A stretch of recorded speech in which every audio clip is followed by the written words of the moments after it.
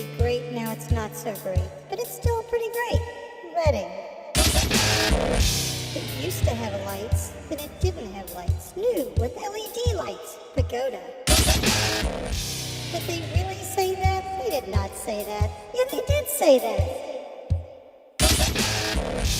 That's what she said.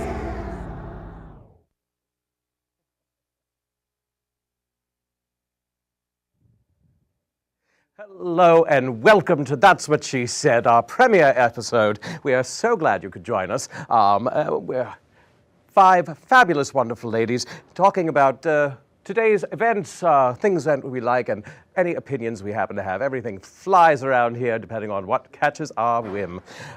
We have a wonderful show today. We're going to talk about the best of 2011, what our delightful entertainment thoughts were, movies, plays, whatever strikes us, and then we will go on a special journey and discuss that, but we'll get to that later.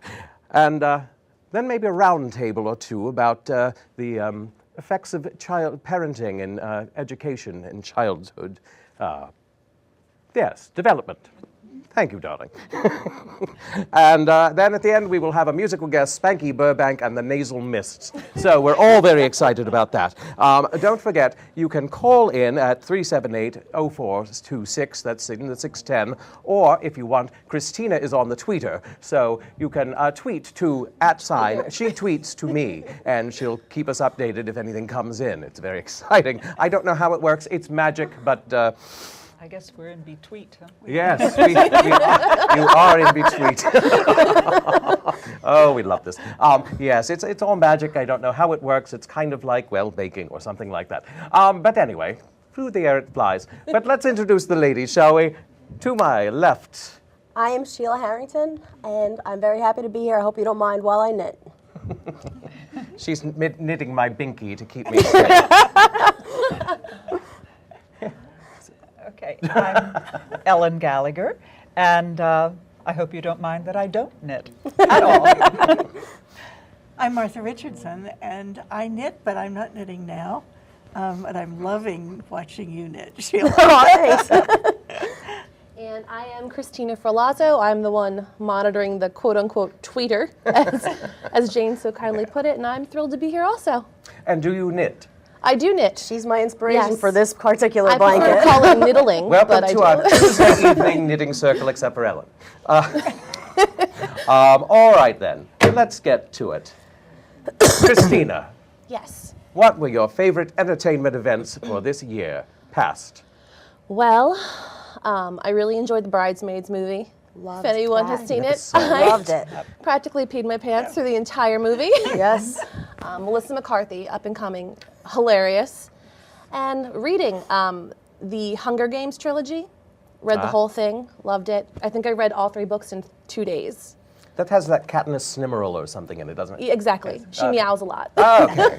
Fabulous. Those are like to probably borrow the 2 that. things that stick out the most in 2011 for me. I see so many movies a year, I can't even remember half of them. Oh, Paranormal Activity 3. That was a big fan of that one. I Don't can't go see on those, opening night, no. though. Not good. I can't even Netflix it. I'm so... Because I live alone, and I'm just... I start to see the credits, and I think things are coming through the wall. It's very frightening to me. So, I won't be seeing that. Maybe you could accompany me. I'll hold your hand. And the whole Sheila time. with the lovely blanket. You can hold the blanket. There we You can go. put it over your face, really. Ghosts. And what's the film they've been advertising as being super scary? The Woman in Black, the Lady in Black. Oh, I just read that book. Yes. Did you? Is it super scary? The book, yes. They said absolutely. the movie is going to be an old-time, very That's the one with scary. Daniel Radcliffe, Ah, right? Harry Potter. Yes. Ah, yes. I'm excited to see the movie, but I wanted to read the book first, and the book does not disappoint. It's Okay. very good. I perhaps should That's read that. wonderful. Ah, Yes. what, have you seen anything yet, though? What have I seen? I enjoyed Midnight in Paris. Yes. Loved Midnight in Paris. Theater locally, Doubt, that Bruce McLean directed. The 2-man show at the Miller Center that Kirk Lawrenson and Chuck Gallagher were wonderful. And we saw The Normal Heart on Broadway. I think the monologues that Joe Montello and Ellen Barkin did were the most powerful things I've ever seen on stage. Ellen Barkin's especially. It's an amazing piece of theater. It is. I didn't see it the first time, and it brought up all sorts of issues that we still need to deal with, and it was wonderfully done. Yes, it's a shame that it's still as timely as it is. Yes, and we forget that it is still very timely. We do. So yeah, that's what I've seen. What I read for pleasure, and I read for so much pleasure and escape that I could tell you no titles of books that I've read. Anything, and just sort of love reading them. And my daughter will say, "What are you reading?" And I'll go, "Well, I just finished this great book, and I have no idea what it was called." That's how I am. I can't remember things either. I had to give up reading. My eyes went, and I'm too vain to wear glasses. Even at the privacy of my own home, I know I'm wearing them, and I might see myself in the mirrors. I can't stand the thought of contacts and sticking my finger in my eye. But what I saw this year that I absolutely loved was that Melancholia with Kristen Dunst. It's about planets, smashing into planets. It's phenomenal, and it deals with a subject that I'm very familiar with, depression, and it deals very realistically with that. And if you haven't seen it, I hear it's coming into the Gallagher Works. Yes. Is that yes? And you should all go run and catch that. It's an amazing, amazing film. Also loved Hugo. I have a special place in my heart for Paris, and Hugo was just Did you see Hugo? magical. You were going No, to say. no, you had You meant to. missed Hugo. I missed Hugo. Oh, you my Tried goodness. several See times it. and My- missed it, and it's no longer. Oh. I guess I'm waiting for the DVD now. By the way, I should put this down, but sippy cups, they're not for children anymore. Got to protect the lips. So, I saw a movie very recently, a couple of weeks ago, that Christina hated and advised me not to see. The Devil Inside. Ugh. I am a sucker for a very good scary movie, and it scared the pants off of me. I fell It asleep did. in the movie theater for that movie. I Did literally you? fell asleep. Now, mind you, I worked third shift, and I had worked earlier in the day. I got done early in the morning, and then went to the movies later that day, and probably didn't sleep enough. But I fell asleep in my chair at the movie theater. I was not a fan at all. I was you bored were out of my scared. you mind. were the first person to say that they were actually scared. I think it was would be that. I terrified. mean, the promos look very scary, and They were, and I couldn't wait to see the movie. And that nun with the big eyes going. she was creepy. She was awful. I don't know. I loved it. You know. I love to be scared, and let's be honest, it does not take a lot to scare me. I am always scared, so. You should watch. There's a very wonderful old movie called. Well, it's with George C. Scott. Called That's The scary Changeling. already. Oh, I'm excited. And it's a wonderful sort of I've heard ghost of that. story. There's nothing gory. There's nothing. No big special effects things. It's a very psychological ghost story. It was an And old movie, It's an old book yes. by Tom Tryon? It's a different story, Is it a though. different Yes, one? it also has Trish Van Devere in it. Oh, my goodness. So it's a if you just wait for the ball coming down the stairs. you'll just run That's from what the room. So, Miss Gallagher, I have to talk about some films that I think, well, not films, but roles that I think were overlooked. One of the films, actually, the actor was nominated for a Golden Globe Award, Brendan Gleeson, in The Guard. And the movie The Guard, which was here and was at the Gallagher Works back in, I'm going to say October. It's now available on DVD, but it's a wonderful thriller. Police, FBI, drug runners in Ireland. Put all of that together, and I only heard about a third of the dialogue each time, so I've had to see it 3 times. But Brendan Gleeson was just a wonderful role for him. Well, he's a wonderful actor. He is, yes. He's done a lot of Irish things, and this one was particularly good, and I would recommend that you would try to find it on DVD. And the other role that I think is kind of overlooked right now, even though he's been nominated for an Academy Award, is in My Week with Marilyn and Kenneth I can't wait Branagh. to see that movie. His playing Olivier is better than Olivier playing the role in the movie, because I've seen the movie of I am dying the, to see the that Prince movie. and the I Showgirl. cannot wait. And You should see Kenneth that. Branagh is just a wonderful portrayer of that particular role. So I would recommend those to anybody. And I'd also like to mention, since you brought up the Goggle Works, that almost everything, I think everything that has been nominated for awards this year is or will soon be in that 2-block area around 2nd and Washington and Penn Streets. Between the Goggle Works, the IMAX Theater, they're all there. We have the opportunities to see them all, and that's something people It's should like be a aware. positive black hole of entertainment. It is. It is. And I have to add the Miller Center there because they bring in Well, all the indeed. live things that are wonderful Indeed. too. So I think there have been a lot of highlights this year. There have. It's been quite and more cerebral highlights than not just.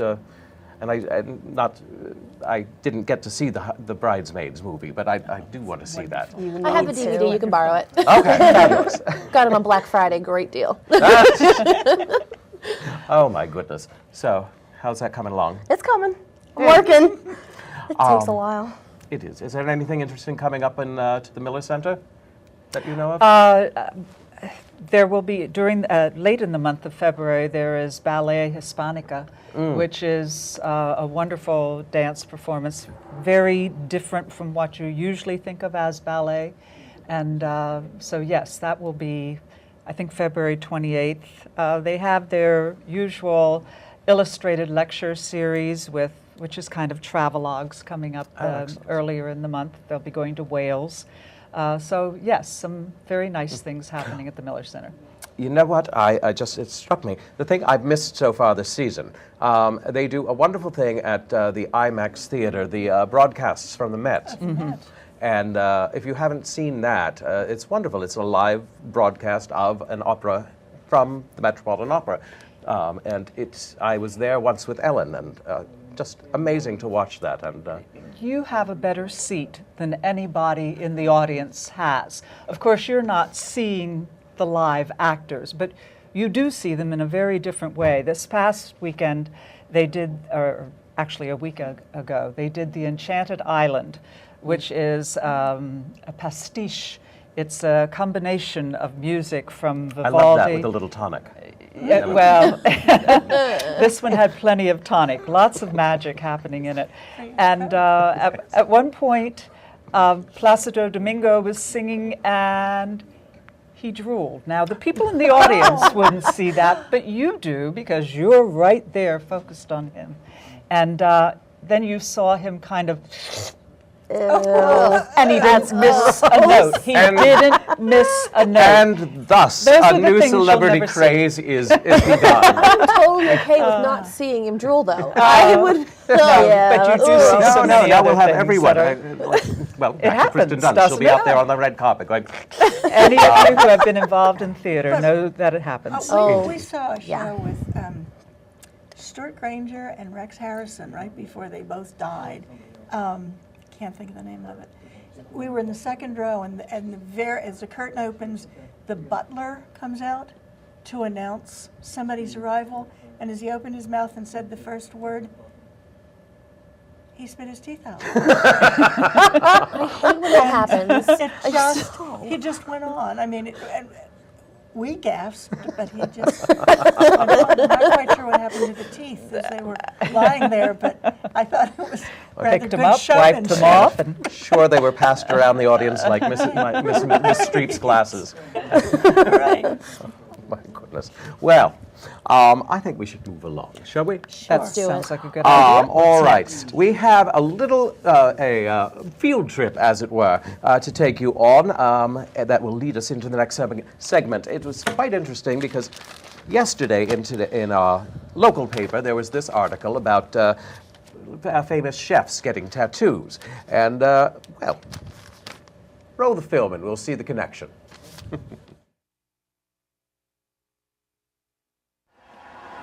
Well, we've arrived at Reading Tattoo Company, and we're about to go in. I just wanted to do this before we went in, and I had to let you know, I normally drive myself in my de chevaux, but I felt I might be a little woozy after today's procedure, so I had Jamie, our producer, there he is behind the camera,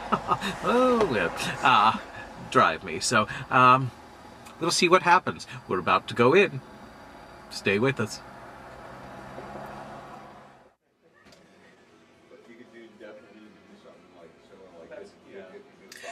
Here, Ruben's taking me through various designs that are available at the tattoo shop.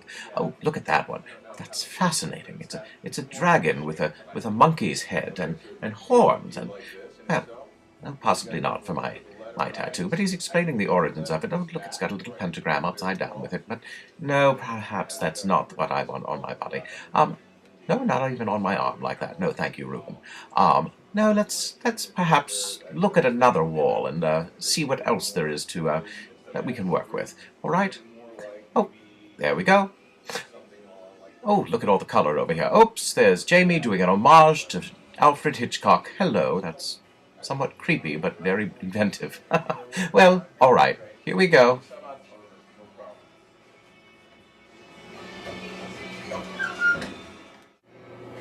We're here inside Reading Tattoo Company, and Ruben is backstage now, designing my tattoo. It's going to have some little roses and some thorns, and the phrase Eve de Vie, which means drunken with life, which is how I choose to live my life. Drunken and lively. So, we are going to see what he comes up with, and look at all this wonderful work around me. Isn't it amazing? Hello, Jamie, again. I can travel with him. I'm actually feeling a little nervous, so I'm glad I have somebody with me. One shouldn't do this alone, because it's a traumatic thing, having something put on your skin with Sharpies. So, all right, we'll see what happens when he comes up with the design. See you soon.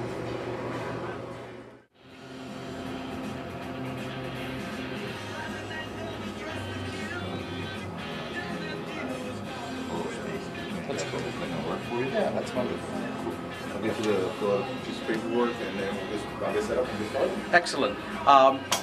He's been talking to me, and could we do the lettering in red, like a deep that color type red? Yeah, did you want to go like from the bottom, a little bit of black shading, and then into some red? Yes. So it's not just looking like cookie cutter.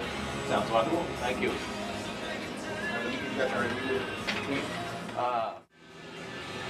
To give Ruben easy access to my arm, I have changed into my lovely little green frock here. So I was just wanting you to know that, well, it wasn't another day or something. I have just changed to make things easier. Thank you. It's going to start soon.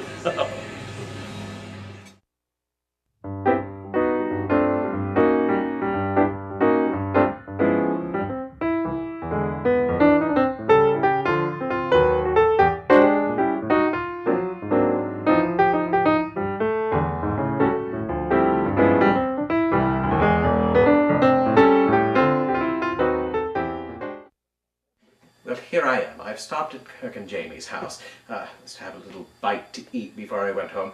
But I wanted to say thank you all for coming on this journey. Look, I'm all wrapped up in my wound. My wound is wrapped up, rather. We'll unveil this soon, but you've already seen it, of course. So thank you for coming along on this journey.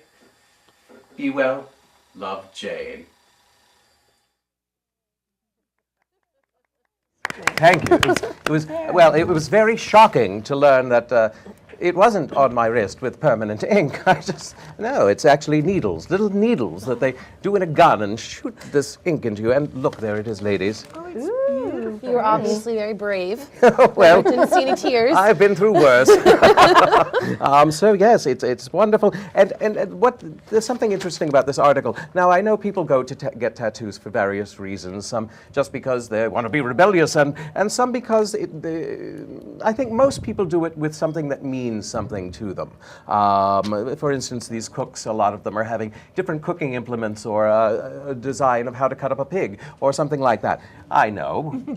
To each his own, darling. But like with this tattoo, I have a very strong affinity to France and this whole Eve de Vie and drinking. So So the whole Eve de Vie, drunken with life, means so much to me because we've all been through so much in our lives that to get through the day, one should stay drunken with life and enjoy it to the fullest. Yes, Christina over here is the tattoo master. We were actually supposed to have a mistress, rather. We were actually supposed to have Ruben come on today, but he had a tattoo emergency. Apparently, somebody asked for a butterfly, and they started to give her a fly on her butt. But he had to fix this. So, what can I say? We have Christina here, who's clearly had more experience with this than I. So, any questions for Christina here? How many tattoos do you have? Oh.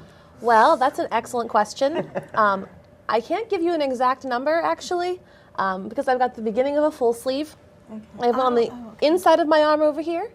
I have one on my shoulder over here. I have one right here on my chest. Okay. I have one on my foot.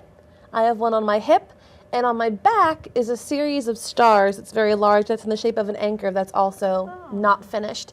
And I've had them all done at different times, though. So I've sat more times than I've actually have total tattoos because I'll go and have 3 stars done at a time and then go back and have another 3 stars done at a time. And then in the end, I've sat, 5 times for one big tattoo. So I have a lot. One of the interesting things when I was sitting with Ruben, because we were talking, and he was explaining that when you have a large piece done, after a while your body sort of says, enough, and when you start to get, because they have that little gun you saw, and it's shooting needles into your arm with ink on it. So after a while, it is like an assault on your body, and your endorphins just go whoo for a while, and then they drop. You crash and you burn. Crash, and then it does get painful. One of the questions. I think it's different for each person, what happens once your adrenaline kind of drops. And it's different each time. I've had numerous different experiences, and it depends, I think, on where it's at in your body, the location, because it hurts more in some places. Like this one that I have up on the top of my arm is it's a Mark Riding portrait painting that's been kind of altered for personal things for me. I sat for almost 6 hours for this one. And in the beginning, you're good, you're going, you're talking, and it's fine. And then eventually, for that time, my teeth started to chatter, my legs started to shake. Oh. It wasn't even that it hurt so much. My body was almost rejecting the ink. It was just like, enough, we can't take anymore. And then my cousin, who's my tattoo artist, was like, I think we're done for the day. I think you had enough. Another time, I was having the stars done on my back. I was at a tattoo convention, thousands of people in there. It's hot, I'm sweating. Apparently, I passed out and didn't even know it. I wasn't in any pain. I don't know if it's that it was just so hot and warm and I didn't have enough sugar or what, but I completely blacked out, which is extremely embarrassing. When at a tattoo convention, there's people just walking around and they're looking at you and all of a sudden you're like, whoops. Well, there is something, and I found it with this, that there is something very meditative about the whole process. Mm-hmm. It's generally, if you're not talking to your tattoo artist, there were times when we stopped chattering, and you would just sort of flow into what he was doing with the buzz of the thing, the tattoo gun, is that? Tattoo gun, Tattoo gun. And it just became a sort of musical Zen experience of this sensation and this oral. You're so lucky to have that, because I have never had that. I have never been zen when I've been having a tattoo, let me tell you. Nor have never have I been zen. It's like, are we done yet? The whole time. How long did yours take? How long did it take to do that? Mr. Producer, was it about an hour and a half? Okay. An hour and a half. And yeah. Christina, when you had that reaction and your teeth were chattering and all that, once he stopped, how long did it take your body to get back to? I was pretty nauseous the whole car ride home, actually, and that's never happened to me before, but I've never sat that long before either. Right. So that was the first time that's ever happened. But once I got home and I actually had some orange juice, I was fine then. And did you put the orange juice on the tattoo? Absolutely. No. I need to get my blood sugar back up, I think. No. Something with the orange juice? No, but I should have. Although, you have to do that after because they won't tattoo you if you've been drinking. Okay. Indeed. So they won't. You talk like you've had tattaoo experience. I do have tattoo experience. Really? I've had 3 tattoos. My goodness. 2 are no longer. I've had 2 removed. Really? Yes. Is that difficult? Is Yes. it painful? Yes. Very painful. Does it take, is it a one-time process? No. And there are different methods of doing it. I chose the worst because it was the cheapest. You can have it laser removed, or you can have it branded, which is what I did, which is more horrible than the tattoo itself. We have some tweets. Oh, We have my some goodness. tweets. All right. I unfortunately missed one, so I'm sorry, David Powell. I did not. Oh, he's from I missed that one. But David Powell Hello, from California. Right, he's from he California. asks, Christina, why did you start getting tattoos? Why continue? My son continues to, because my son continues to as a tribute to his family. I started getting tattoos because I was a rebellious 18-year-old child. I started out with one tiny little tattoo, and then as I got older, they're almost addictive. I even though it's not Zen for me, I still enjoy the process. And I guess I feel like my body is my own canvas, and it's kind of like it's almost like an I can do what I want thing, so nobody can tell me no, even though I know most people, they're not always accepted. Like I know at my job I have to keep my tattoos covered at all times, which means long sleeves year round, which is not pleasant, obviously. And all of my tattoos now, except for probably the first two that I got when I was a young girl, all mean something to me and all have personal attachments that I believe in every single tattoo. And when I'm 85 years old, I can tell you right now, I don't care how stretched and wrinkly they are, I will not They're still regret gonna a be meaningful. single one. Absolutely. Is that the normal, when people get tattoos, do they normally get things that are very meaningful, or do they go in and say, oh, I really like that butterfly with the dog's I head? think That's there's what a the wide hope range. is. It depends on the person. I personally, those pictures on the wall, it's called flash art. Right. And I personally have 2 tattoos that are flash art, and they're from when I was 18 years old. And every other tattoo that I have You has been designed for me by someone. I tell them what I want, and they've gone out and they've given me what I wanted, as opposed to just picking something off the wall. Because there's nothing worse. I was probably 18 years old, and I was laying on the table and getting some tiny little butterflies on my hip bone, because when you're 18, that is what you do, apparently. And there was a girl that came in, and she was watching through the window, and she said, I want the exact same thing. And at that point in time, I said, never again will I pick something off of that wall where people can come in and just be like, because I'm getting it almost to define myself. Right. This is who I am. I'm doing it to be my own person. And that was the end of the story for me. Never again did I go in there and pick anything off of a wall. That brings up an interesting digression, but I'll go there. Just the whole idea of sort of rebelliousness, but to define your individuality, because I see these children buying clothes, say at like a Hot Topic, and they're all buying the same clothes, and it's like, you're not being rebellious. You're Right. buying into a mass market thing, but you can't tell them that. So it's interesting to hear that that kind of philosophy over here. And listening to you use the word rebellious, this is one of the oldest kinds of body enhancement that has existed. I mean, the Egyptians did it, the Tahitians have done it. It has been a cultural thing for a long, long time. And when you think of it that way, then it's not really a rebellion, it's a fad. It's Indeed. joining in with a fashion. Right. Indeed, or experience, because I have to say that I really did fall into sort of a, well, when he did this, he said, well, we'll leave this little area open, and then you can continue it if you want. And I thought, oh no, that's not going to happen. But once the process was over, I was thinking, oh well, maybe we could run it a little more up the arm, and so I can see how the addictiveness of the thing could be, and it is sort of creating a painting on your body that defines who you are. So I don't know that the word fad really is apt. Also, another interesting point, I saw on the TV one time, look at me pointing towards the TV, I did see on the TV a piece on Polynesian tattooing, where they take the stick and they sort of hammer it into your back. Now, I talked to Ruben about this, and he says it's a very spiritual experience, and if you want to try that, go to Polynesia, which someday I may just do. I'll go over there, but of course you can't choose Please the make design. a video so we can show Oh, it. believe me. He said you can't choose what's going to happen with them, because they do approach everything from a spiritual sort of bent, and whatever they give you, you get. Be it a tiny turtle or a full body sort of line art thing. Could I get back to the idea of a tattoo parlor? They are not licensed, but there are regulations, there are state regulations. I believe there are state regulations as far as an age. You have to be an adult or have a parent or guardian that's going to sign for you. I don't believe they are licensed. I think they're apprenticed by senior tattoo artists at the tattoo parlors and or shops. Yes, Ruben was saying that that's the best way to come up in the ranks. There are, of course, there's always those few who say, "Oh, I can get a tattoo gun for $400, and I'm an artist," so And they do it from their start kitchen. doing That's it. how I had my first tattoo. But one of but it those.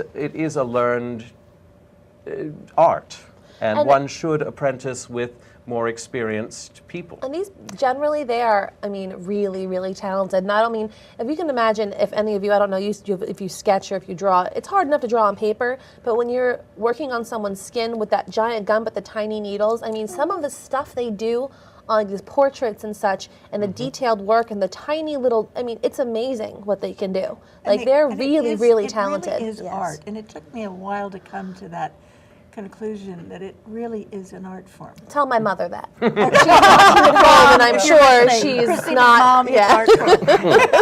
It is. It It is an really art is. form. It really is. So Can what is? we- Oh, sorry. Can we talk about how much it I was costs? going to ask. Thank you. Absolutely. I was going to ask that too. It depends on the artist. It depends on the tattoo artist you use. Depends on It the depends size. on what you get. It depends if you're using colored ink or just black ink. It depends if it's big or little. I am very lucky because my cousin is my tattoo artist, so I think Friends and family? I get a slight discount probably. It's quite possible. But I would say honestly, on my body, I probably have at least $1,000 worth of tattoos, if not maybe more. Since I was 18 and I'm 31 years old now, mind you, so it's not like I spent like $1,000 in a year Right. on tattoos. But I mean, over the years, I spent quite an amount of quite an money. investment. Yeah. Right. But it And- lasts forever. It's a gift that keeps on giving. So Right. it's never going to go anywhere that's unless right. you're like That's Sheila. exactly the point. It does last forever, and in some cases, you might not be too happy with the choice you made as an Right. 18-year-old. Absolutely. And, That's having it my reversed, I situation. understand, is even more expensive So- as well as And more more painful. It's more So painful. Branding, did they do something over it? Is there still ink there? No, it's, well, I mean, the ink is there. It's just Right. covered in scar tissue, pretty Okay. much. Oh, Now, if you Yeah. get it lasered It's off, pretty brutal. yeah. You're going to need at least 6 sessions of sitting for the laser. You have to go back numerous times. It's extremely expensive, and depending on the color ink you have, it doesn't come out. I Like heard yellow red and is. Yeah, I red heard is that, hard. I think yes. yellow. I can't remember if it's red's the hardest or if yellow and green are either really easy or really hard. But depending, most of the only color tattoos I have on my body are the ones on my arm. Everything else I have is strictly black ink So All of for mine that were black. purpose. So Yeah. if you're going to have a guy or a girl's name done on your body, you better really be sure it's the committed. guy and girl that you're going to I- be committed to 50 years from Please. now. 'Cause Please don't do that. Yes, Please I would advise never to have someone's name or face unless Unless it's your unless it's child. somebody. Child, Yes, you want to yes. David create an Beckham and homage his to. little Never, Brooklyn on That's his very back. cute. Yes. never someone you want to. Love is fleeting. John and Kate tattoos plus are 8 would have forever. had quite a task, tattoos wouldn't and they? diamonds forever. The only tattoo that I had that's pertaining to an actual person is this one that I have on my over here by my heart, and it's just a G clef or a treble clef with an angel wings and a halo that I got for my grandfather, who introduced. I feel like he introduced me to music and was always very supportive of my singing and my love of theater, et cetera, et cetera. So when he passed away, I did get that tattoo as a tribute to him. But again, I mean, I still didn't, even though obviously he's always going to be my grandfather, I still didn't get a name. I just chose something that I thought was symbolic for my own personal It's meaningful preference. to Yeah, you, and you know who it's for. exactly. And that drives me nuts. I have to tell you, when I go out to a bar, first of all, tattoos apparently are an open invitation for people to touch you. Because they look up and be like, And oh, it's gross. drives me nuts. And the other thing is, some tattoos I don't mind talking about. Obviously, like, well, what are those lyrics on your arm, sir? What are those words? I will absolutely tell someone. But when they come up and they're like, well, what does this tattoo mean? And you're like, well, it's kind of personal. It does have significant meaning, but I'm not really comfortable sharing it. People get, well, why? Because it's mine. Like, they don't seem to grasp Darling, it. we are in the society of need to know. We everything. all need to know everything that's going on at the time. Look, I mean, you turn on the TV, everything is about, the constant Facebooking and Twittering. Have we had any more, by the way? Not as of yet, but we do have a new follower, which is exciting. Oh, that's wonderful. And thank you, David, for All the way in California. all the way Indeed. in California. Yes. I don't know how that all manages. Walnut Creek, California, as Well. a matter of fact. Another point that I think many people would have, and many people who are probably watching this show, is we kind of believe, and our religions have told us, that the human body is a pretty wonderful, beautiful creation. And there are religions that absolutely ban tattoos. Yes. The Muslim religion, Jewish religion, Mormons. And so why change this thing that is beautiful as it has been designed? To enhance it. I think I'm just adding beauty to it. To me, I think all of my tattoos are gorgeous. It's just like why people put makeup on their face. Indeed, I That would say could be to that, taken why do you off. go shopping and pick out a nice blouse or something like that? You're still covering that creation in something special. So that it's permanent, I don't know that it really makes that distinction. And there are some religions that actually promote, like the Polynesians, the spiritual tattooing. And It was all that. identification of a religion and Indeed. sometimes of a class and that sort of thing. So, Interesting. I just want to know, you had 3, you lost 2. Yes. What was it that you kept, if I may ask? I kept the one on my ankle, which is a music staff and a treble clef as well. And I could show, but I have to take off my boots in order to do it. Oh, we don't want that.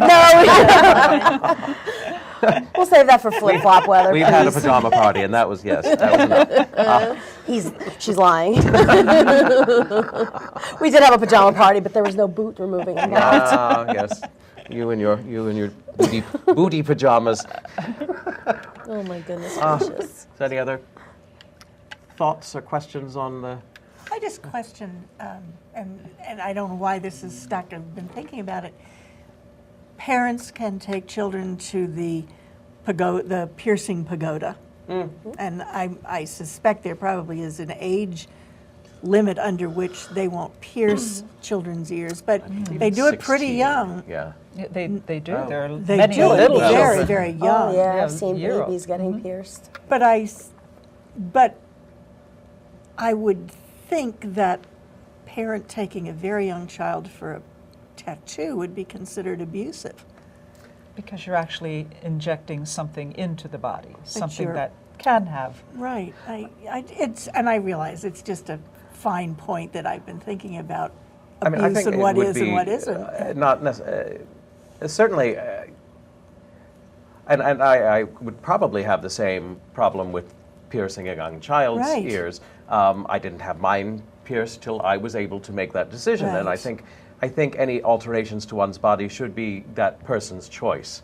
Now you get into the whole technical aspect, which would be if a tiny child got a tattoo, that child grows, and that tattoo is going to stretch and alter.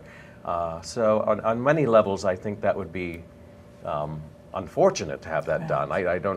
I would imagine that a parent would have to sign for it, and it could be done depending on the willingness of the tattoo artist. But I can't imagine that No, I it would can't be either. advisable. No. Even as someone who has as many tattoos as I have, I can tell you right now, until my child is 18, I would not sign for them to have a tattoo. And if for some odd circumstance I would change my mind, I would want to absolutely have a say, not a say in, but I wouldn't want them going and getting a pair of Dyson Sherry's tattooed on, on their shoulder at the age of like 16, and then they're going to grow up and be like, Right. Mom, why did you let me do that? Right, You know what I right. mean? So I definitely think that even as someone who has an abundance of tattoos, I wouldn't allow my child until they're 18 and adult, and I would still be like, are you sure that's what you want to get and where you want to get it? When I go to get a tattoo, it's not like I'm getting a tattoo when I go. I think about it for like a long period of And time. you know where you want it? I know where I want it, I know what I want to get, and if I have to have the artist redraw it 6 times until it's exactly what I want and replace it in the same spot, a little to the left, a little to the right until it's what I want, I do it because It's it's permanent. You It's need gonna it to be there where you forever. want. So- It's not just like a flip of a hat, I'm going to go in there and do this. It's really a decision that I think about and I make. So when you say redrawing it, you're talking about his sketching it on your arm? They or sketch it and on so- like a paper, like, Okay. Kinda like carbon paper like for a the temporary skin. tattoo paper, Oh, and then they okay. put it on and they take it Right. off and they let you see it to make sure that it's in the right And place you can say, everything's. "No, I don't like and they that." just take They it just off take it and they off. redo it again. Okay. Yep. Do you pay by the hour? No. You pay by the tattoo, By which the is tattoo, tattoo. yeah. And are there certain colors that fade more than others, or I think all the colors all fade fade. equally, but if you take care of your tattoos, you won't have that problem. And what do you have Take to do care to take how? care? Well, we'll talk about tattoo care when we come back from our short break. We'll be right back with That's What She Said. Okay. You're watching BCTV.org. Be informed, be involved, be a member. For membership information, go to www.bctv.org/support/membership. For other stories and information, go to bctv.org.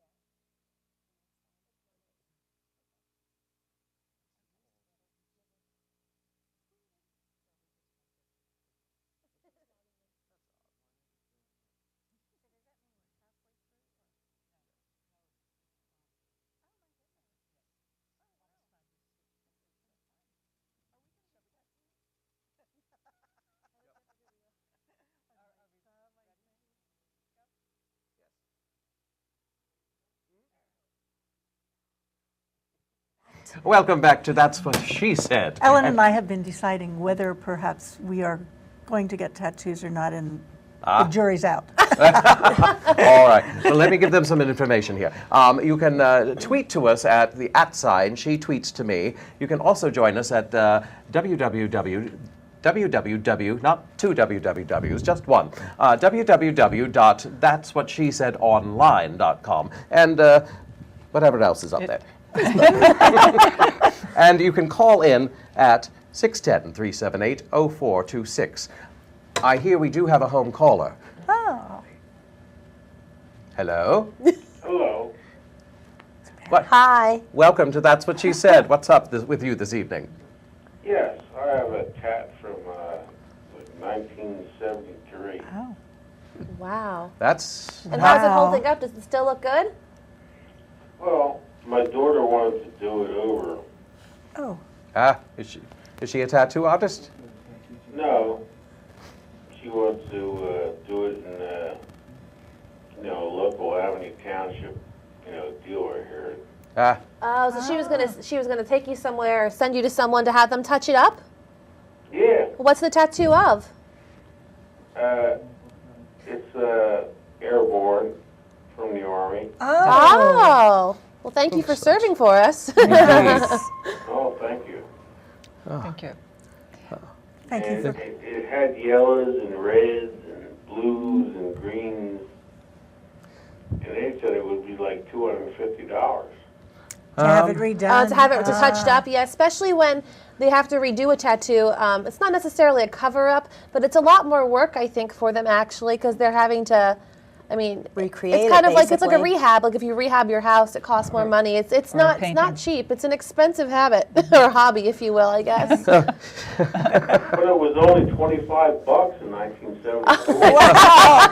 I wish it was $25 now. It's amazing what happens in that There's always time. Sharpie. And it has Thank you grown for your larger, call, I'm sir. sure. Thank you. It's been a pleasure having you. Thank you. Jamie? Yes. Our producer, Jamie, off camera. See if you can figure out how to get the Twitter feed on here. Please. I'm at She Tweets to Me, but I would just walk over here. I'm not going to throw my phone to you. My goodness. Thank you. Yes. So if you're trying to tweet us, we're untweetable at the moment. My phone died. I'm sorry, I was ill prepared. What can I say? So, Yes. What about the care, the aftercare Yes. for a tattoo? What You were do you talking have to about do? it. go Take ahead. You've care of had them. much more. It depends. Again, it's kind of like your choice of what you want to use. There's specific balms and creams and lotions that are specifically for tattoos. There's something called tattoo goo. Some people use like Neosporin and things like that. I personally just use Aquaphor. You can buy it at CVS or Rite Aid. What is that? Aquaphor. Oh, Aquaphor. What's aqua for? To drink? Never mind. Some people will wrap saran wrap around it at first. They say it helps it scab over quicker, and the sooner it scabs over, the sooner the scab falls off, and the sooner it's pretty and done. After it's healed up, you still always want to put sunblock on them. The sun obviously will fade them. They're going to fade, obviously, through the years. There's no way to really stop it. You know what I mean? But I mean, the skin sheds and ages, and the ink is eventually going to work its way out. Other than sunblock, what do you do? Anything special for yours? I like keep myself, well moisturized generally as a whole. But really the only aftercare once you've had a tattoo is just to make sure you put sunblock on it because the sun's going to make it fade a lot faster. Or you'll get all these age spots. That too. Now, we should move. Did you have another question? I was going to say we should move on because we'd like to discuss something, take it to a little more serious avenue. We have two educators with us, and we'd like to touch a little on the role of parental involvement in education. And which of you ladies would like to? I'm going to let Martha talk about it because she teaches a course about this. Well, I've been a teacher for a long time, and I've taught in the public schools, and I'm now teaching at Albright College part-time, which I really enjoy. Teaching is a passion for me. I really love to teach. But one of the things that I found in all sorts of situations when I taught the Title I reading program, when I was involved with that, working with little kids who were having reading problems, in working with the gifted children at the secondary level and working with teaching reading at the middle school, what I found was the importance of parental involvement in a child's education. All else being equal, that can be the tipping point. But what I found also was that many people are reluctant to get involved. They're not sure how. They have some negative feelings from when they were in school, things that happened to them. They don't like to go to school.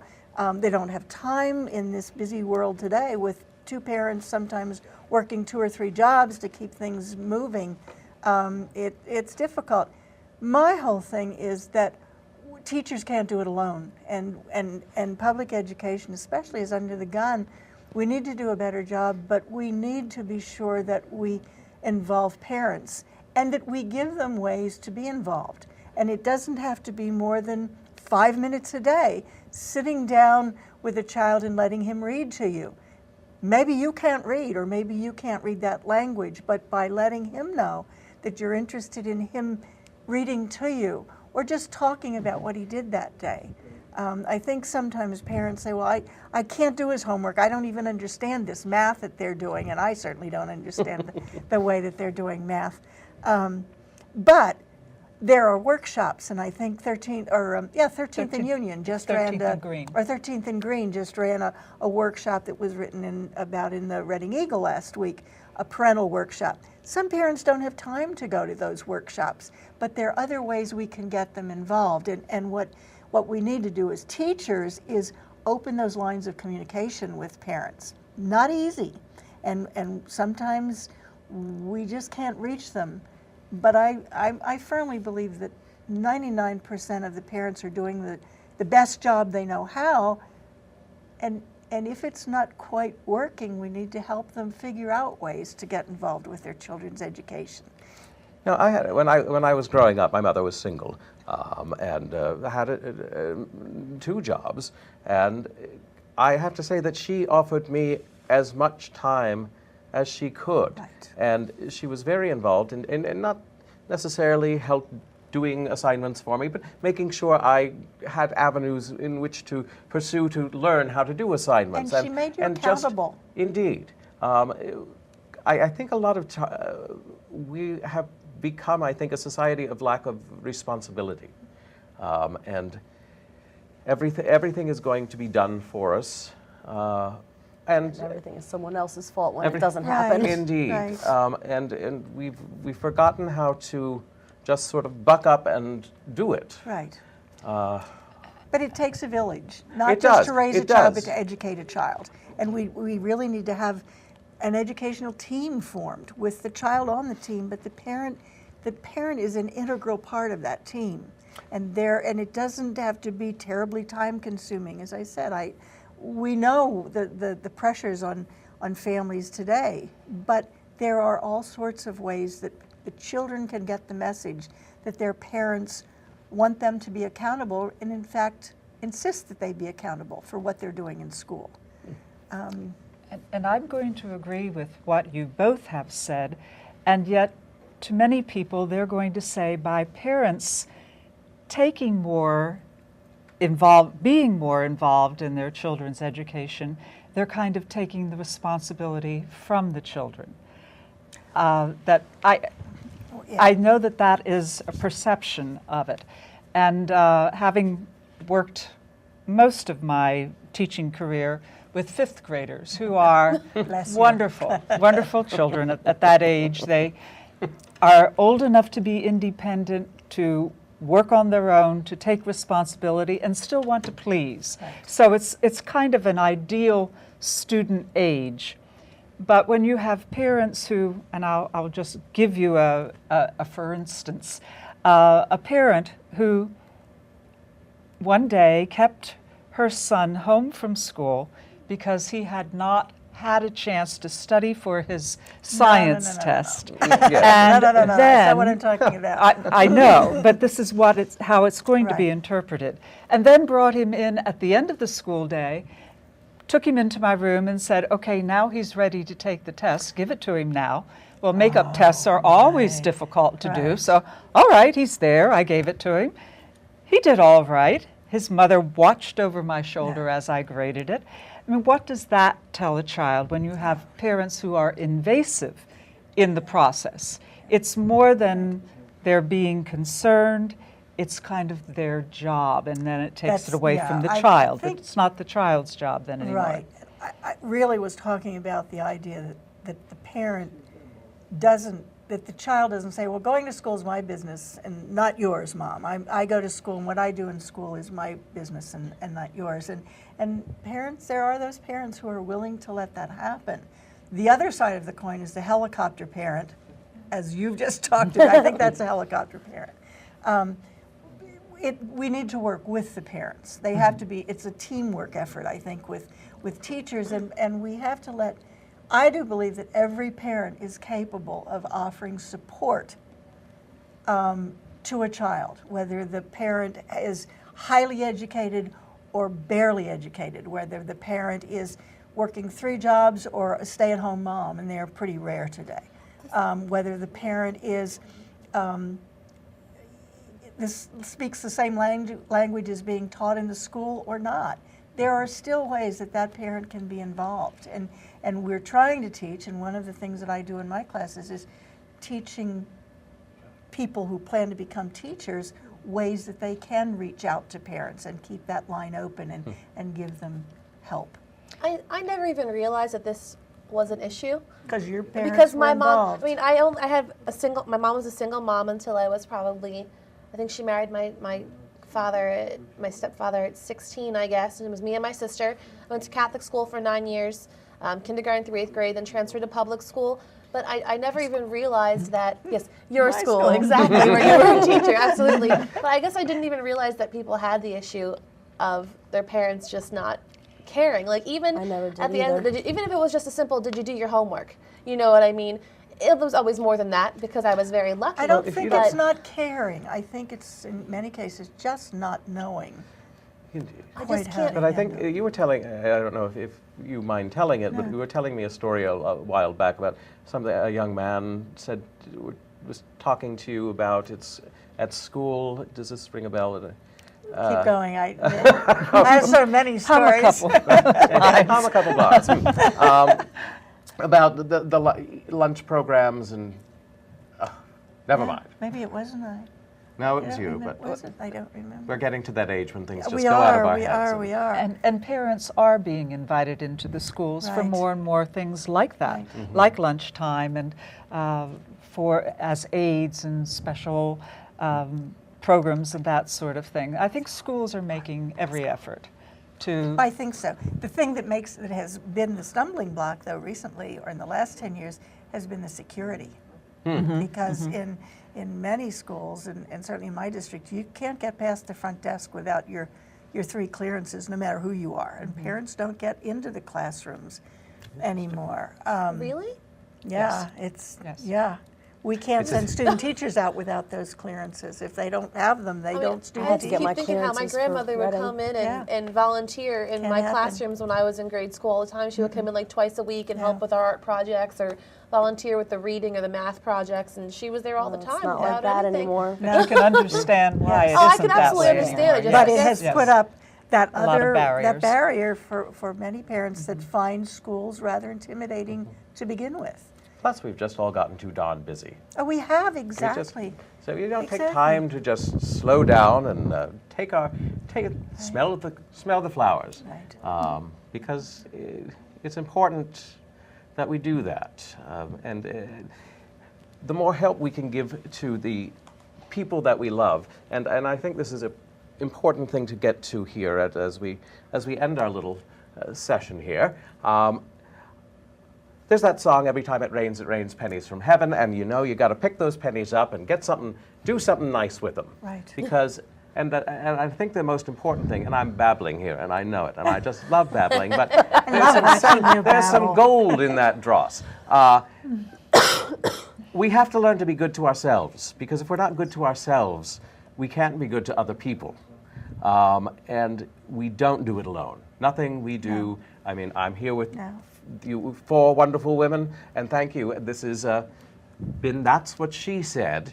You can find us online at www.that'swhatshesaidonline.com and Twitter at @sign. I love the @sign. She tweets to me. It's been a wonderful experience being here with you all. I hope that you have us back, and how we're doing on that knitting. Getting there. I had to backtrack, but I'm going. We're going to 5. All right. The whole show has been archived in her. There we go. And we thank you for coming. Madame Have a Defarge. good night, and we all say thank you and love. Thank you, Thank thank you. you, thank you. Thank you.